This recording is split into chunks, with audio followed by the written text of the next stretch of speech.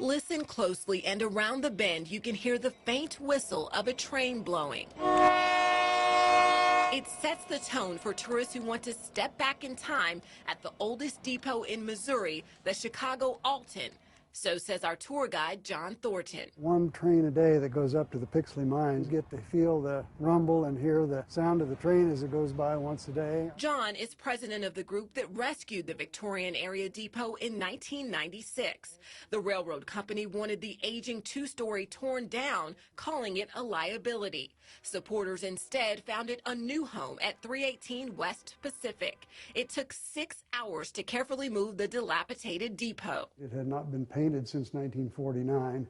The roof leaked, the ceilings fell in, the floors rotted out. Engineers said the structure was solid, but the transformation from this to this would take 4 years. It would take a total of 6 years before tours could begin in 2002. Right now you're standing in the waiting room. Now everything from the benches with dividers to discourage the hobos from sleeping to the humped back baggage is vintage Victorian.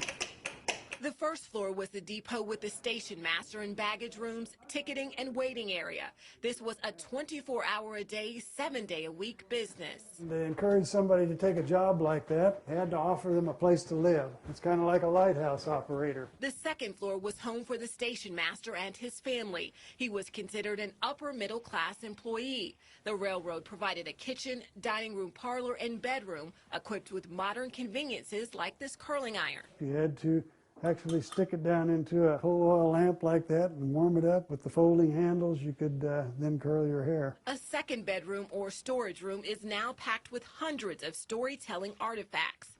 The tools, pictures, and uniforms explain such things as the first reclining sleeping chair invented by Kansas City surgeon Dr. Newman Norris Horton, the extra ties added along the tracks to make for a smoother ride, and the thick, rugged woods along the route east from Independence to Blue Springs that made the perfect cover for train robbers Jesse and Frank James. From trails to rails, this depot covers the history of travel in Independence from 1879 to the last ticket sold here in 1960. It's a history that makes us proud to call it home. Marissa Cleaver, NBC Action News.